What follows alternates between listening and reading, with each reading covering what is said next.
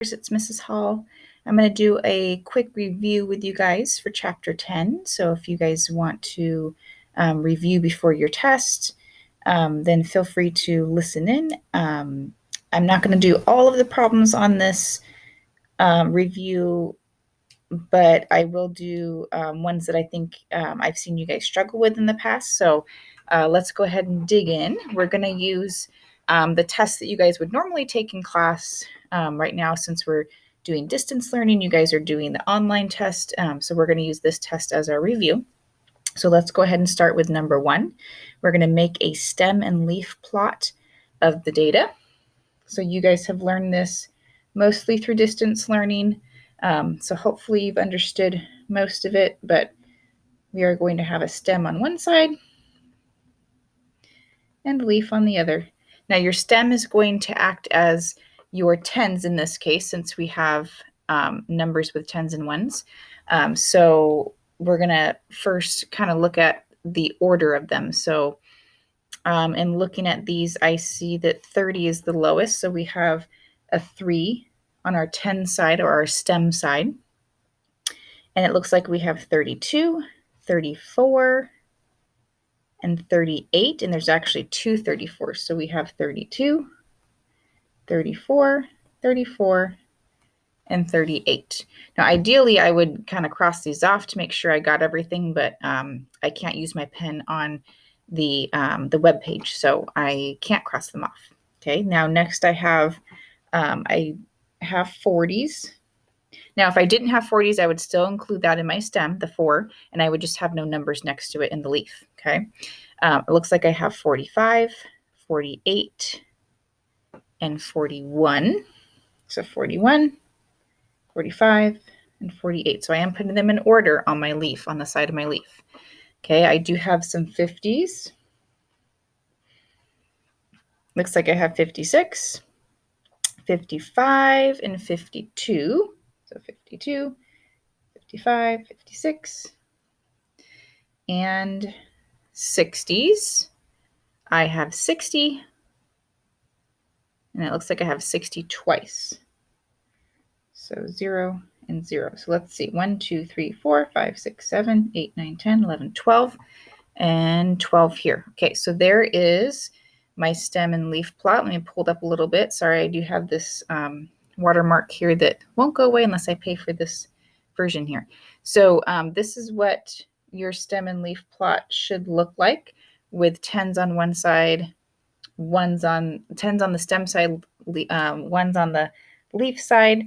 You may encounter some bigger numbers, but I believe your test works mostly with smaller numbers. So that is what a stem and leaf plot look like, okay?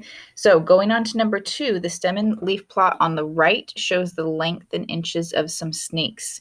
So we're going to use this stem and leaf plot here to answer these questions 1 through 8 that go with this stem and leaf plot. So I'm going to pause for a second and write this out so that it's a little bit easier for us to work with. And I don't want to waste too much of your guys' time. So let me go ahead and do that. Oh, it's not letting me pause. Gotta scoot this over. I'll be right back, guys. Okay, so I have them written out. So when we get to certain problems, we can easily use this right here. Okay, so our first question for number 2 is a very simple question, and it's just how many values are in the set. Now, this can be a little bit confusing when looking at it, when you're looking at your stem and your leaf, but when you think about it, just your leaves need to be counted, because we're not going to count the 0 and the 3, because this is just saying that one of the leaves is 3, so one snake is 3 inches long. Then the next snake would be 11 inches long, and the next one is 13 inches long, and the next one is another 13 inches long. So all we need to do is count the leaves to find out how many values are in the set. And if I do that, I have 1, 2, 3, 4, 5, 6, 7, 8, 9, 10, 11, 12, 13. So number 2 would be 13. All right, let's go on to number 3. Find the least value and the greatest value. So this is pretty easy because this is already in order. So our least value would be 3. So the smallest snake is 3 inches. Oh. And then the greatest is 49. So the largest snake is 49 inches long. All right, number 4, what is the median? Now, the median can be a little tricky looking at this stem and leaf plot. It may be easier to use this number line here that I wrote out while I paused. So I wrote this out in order from least to greatest. It's a little bit easier to see it here. So I know that I have 13 values. So because I have an odd number, I do have a number that is directly in the middle. So if I look, I have 1, 2, 3, 4, 5, 6, and then we have 7. So this is 6, 7, 8, 9. Okay, so I think it's going to be 27, but let's double check. So I have 1, 2, 3, 4, 5, 6 on one side, 1, 2, 3, 4, 5, 6 on the other side. So 27 is my median. Okay, that just says median, just so you guys can see that there. Okay, all right, number 5, what is the range?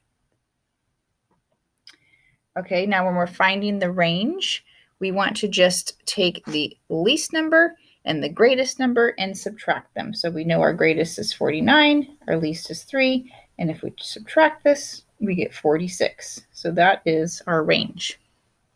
Okay, interquartile range. So our interquartile range, we're going to take our quartile 1 and our quartile 2, and then we're going to find the difference between those two numbers, okay? So we have on this side, let me go ahead and switch colors. So on this side, we have all of these numbers here up until 27. And then on the second side, we have these 6 numbers here. Now, we're basically just going to find the number in the middle of these two halves, okay? So we have 1, 2, 3, 4, 5, 6. So our 2 numbers in the middle are going to be the 13s. And so 13 would be our quartile 1. Okay, let me go ahead and scoot that up a little bit for you guys. Okay, and then over here we have 1, 2, 3, 4, 5, 6. And so in the middle are these 2 numbers here, 45 and 46. And in the middle of 45 and 46,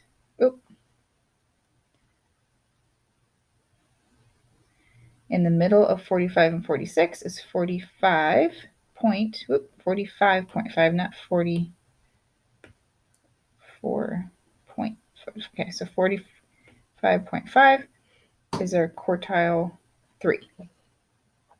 Okay. So let's go ahead and subtract those. Okay, and if we subtract those, it's basically, let's see, this is number 6. So it's basically 45.5 minus 13, which gives us 32.5. So that is the interquartile range. Okay, let's go on to number 7. 7 is an easier one. Which values occur the most? So we can look at either our stem and leaf plot or our line of numbers that we made up here. It may be a little bit easier to see it here. We see 2 3s here, so there's 2 13s, and then that's it, actually. I was thinking about up here how we had a couple different ones. So 13 would be the number that occurs the most. There's no other number that occurs twice or 3 times. So 13 would be the number that occurs the most. And then we have number 8, which is the value 31 in the set. So if we look here on our 30s, we only have 33. So this would be no. And then, of course, you would explain further by saying no, 33 is the only number in the 30s in our stem and leaf plot or in our set. Okay, so let's go on to number 9.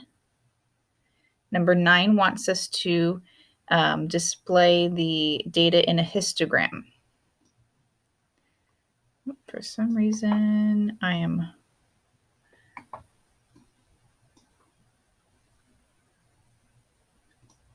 Okay, I had to scroll down there. Okay, here we go. So we have a set of data here, books read, and they want us to put it in a histogram. So they gave us an example of a histogram here. So I'm going to go ahead and kind of recreate that histogram on my whiteboard here.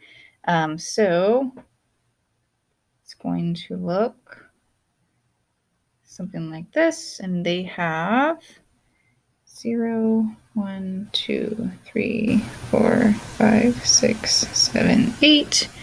And then they have 0 to 3. They have 4 to 7. They have 8 to 11. And they have 12 to 15. Okay, so if we look here at our data set, the books, it looks like 6 people read 0 to 3 books. So over here on our 0 to 3, let me scroll up a little bit for you guys. On our 0 to 3, we're going to create a graph that goes up to the 6, just like that. Okay, 4 to 7 books. It looks like maybe 7 people read 4 to 7 books. So we're going to make this one go all the way up to the 7. Does not have to be perfect, but as long as we're close. 8 to 11 books. It looks like 6 people read 8 to 11 books. So we're going to go up to that 6 again. And then 12 to 15 books was read by 5 people. So then we go up to about the 5. So that is our histogram. Very simple, something that you guys have seen probably since kindergarten. You guys just have never or haven't very much created them yourself. Okay. All right. So down here, it's asking mostly about the shapes of the distribution. So I think Miss Hensley did a review with you guys, and I don't know if Miss Kuning and Miss Delgadillo did as well, but if we drew a line here on this dot plot, we could see that it's pretty much going up in the middle, right? So this would be a symmetric distribution. It has just as many dots on one side as it does the other side. Now on this one, if we drew a line around our dots, it would kind of tail off to the right, right? So there'd be a tail going to the right, and it would heap or kind of go up more on the left. And so this would be a right. The distribution would be toward the right because the tail goes toward the right. Okay, so that's a little bit of distribution for you. Box and whisker plot. Okay, so this one is a lot more work for us to do. So I definitely want to go over this one with you guys. So let's go ahead and write this out. I'm actually going to pause it while I write it out so that it saves us a little bit of time. And then I'm going to actually show you guys some steps as well that may help you guys. I believe these steps are in your book if you do have them. If not, you can always get your book online. But let me go ahead and pause really quickly while I write some things out. So I'll be right back. Okay, so I have my data written out here on my whiteboard. I gotta scoot my whiteboard over a little bit. Okay, so I have all this data here written out here. This is gonna help me to create my box.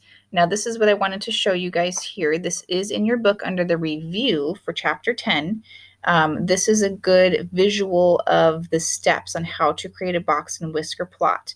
So as you can see here for step 1, we're going to order the data, which I did over here on my whiteboard, and we're going to find the median and the quartiles. So this is why it's good to order the data out on a sheet of paper, because it's easier to find the median and the quartiles for you to create your box. Okay, so now our box is not going to have every single plot that we wrote out over here. It's only going to have certain things, and we'll get into that in just a minute. But let's go ahead and find our median and our quartiles. So if I count my data, I have 1, 2, 3, 4, 5, 6, 7, 8, 9, 10, 11, 12. I have 12 data sets. So that means that I'm going to have two, because it's an even number, I'm going to have two numbers in the middle. So 1, 2, 3, 4, 5. So I believe these two right here are going to be in the middle. Let's see, 1, 2, 3, 4, 5. Yep, so this here, these two numbers here are in the middle. Oh, I just realized that I did not put these in order. So let me go ahead and pause and put those in order really quickly. Sorry, guys. Okay, sorry about that, guys. I thought it was in order already. Okay, so I have it in order from least to greatest. So now I'm going to find my middle number. So remember, I have 12 numbers all together. So I'm going to have two numbers that are in the middle. So I have 1, 2, 3, 4, 5 on one side. These two numbers are going to be in the middle, and there's 1, 2, 3, 4, 5 on the other side. I always count both sides to make sure that I have an even number on both sides before determining my median. So 3. So if we take the middle of 3, that's just going to be 3, right? So this is going to be our median. Okay. And then we have our quartiles. And so we're going to look at, let's get a different color here. We're going to, because we have two numbers, we're actually going to include this 3. And then we're going to include this 3 as well for our other half. So if we look at the first half, we have 1, 2, 3, 4, 5, 6 numbers. So between those 6 numbers, of course, it's an even number. So we're not going to have a number that's directly in the middle. It's going to be two different numbers. So these two right here are in the middle because I have 1, 2 on this side and 1, 2 on this side. So quartile 1 is equal to 2.5 because that is the halfway point between 2 and 3 since we have two numbers in the middle. My second half over here, I have 6 numbers again. So again, I'm going to have different or 2 numbers instead of just 1. And so if I look, looks like 4 and 4 in the middle, and let's double check, 1, 2 on this side and 1, 2 on this side. And of course, 4 and 4, the middle is just going to be 4 because we just take 4 plus 4, it equals 8, divide by 2, and it's still 4. So we have quartile 1, we have quartile 3, and then we have our median. Okay, so let's look here. It says step 2 is draw a number line that includes the least and the greatest values. Graph points above the number line and represent the 5 number summary. Okay, so they actually, they didn't mention it here, but they do want us to include the least and the greatest value, which of course is very easy to find. So I'm going to go ahead and draw this number line out. So just like here, this is going to include all numbers, whether or not it has the number in our data set. Okay. So down here, I am going to draw our number line. So we're going to start with 1, because that is our least number. So we have 1, 2, 3, 4, 5, and 6. So that's actually a very small data set, right? Okay. And what they want us to do when we're doing our box and whisker plot is, sorry guys, they want us to include certain numbers. So these numbers here on this side are the numbers that they want us to include: the least value, the greatest value, the first quartile, the median, and the third quartile. So those are the only numbers I'm going to plot. So my least number is 1. Let me scoot that down a little bit so you guys can see the plots. My first quartile is 2.5. My median is 3. My third quartile is 4. And my greatest is 6. Okay. So then they want us to draw a box using the quartiles. Okay, so we're going to use the quartiles and draw a box, and then we're going to draw a line through the median. So here's my first quartile going all the way to my third quartile, and then this is my median. So there's my box with my line through my median. And then I'm going to draw whiskers from the box to the least and to the greatest. So we just have whiskers going out to each point, the least and the greatest. Okay, and that is a box and whisker plot. So not too hard. These numbers are easier to find when we get to the MAD. That is where it is going to be a little more difficult to find. And so we are going to do a problem where we need to find the MAD because that's a lot more steps. And I want to review that with you guys. Okay, so we'll go on to that. Okay, guys, so I found a problem. It's actually in a different part of the test that asks us to find the mean absolute deviation of this data set here. So the ages of 10 employees at an insurance company. So I went ahead and wrote out all of the ages onto here so that we can see them. So in order to find the mean absolute deviation, we first need to find the mean. Okay, so if you guys recall, finding the mean, you're going to take all of the numbers that we have here and add them all up, and then we're going to divide by how many numbers there are. So I just counted them. There's 10 numbers.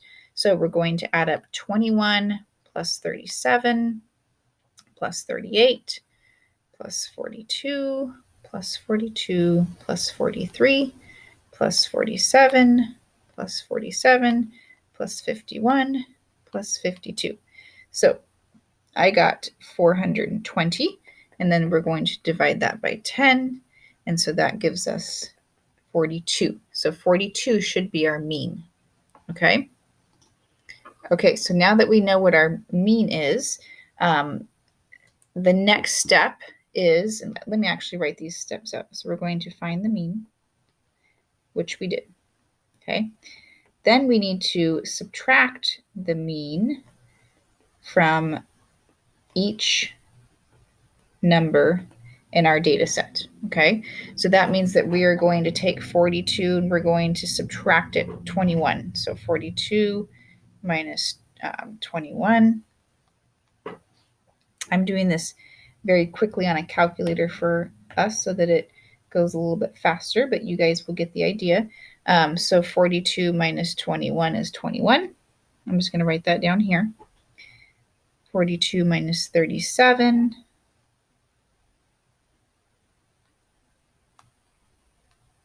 is 5.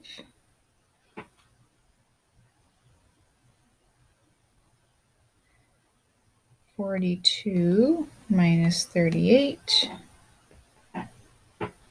42 minus 42 is 0. That's easy. This one's easy. 42 and 43, the difference is 1. 47 and 42, difference is 5. Difference is 5. Difference is 9 here, and 10. Okay, so these are all the differences. So we subtracted the numbers. Doesn't matter if they come out negative or things like that. Just that whole number without the negative or the positive is what we want. Okay, so we did that. The third thing that we need to do, the third step, is to find the mean of those differences. Okay, so we're going to find the mean of the differences. So just like we did earlier when we added all of those numbers up and divided by 10, we're going to do that with the numbers in red, which are the differences of the mean and each number in the data set. So we have 21 plus 21 plus 4 plus 5. I skipped one. That's okay. Plus 1 plus 5 plus 5 plus 9 plus 10. And then we're going to divide that by 10, and we get 6. So I got 60, and then I'm dividing that by 10 to get 6. Okay. Okay, so 6 is our mean absolute deviation. That's what that is. So it's a lot of steps and it's a lot of work. But it's definitely doable for you guys. You guys know how to do that. It is a little bit easier to use a calculator. And if you guys were taking the CASP testing this year, you more than likely they would have given you guys a calculator on problems like this because it's very easy to make errors. So at home, you guys can use calculators as well. So the MAD is 6. Okay, so I hope this review video was helpful for you guys.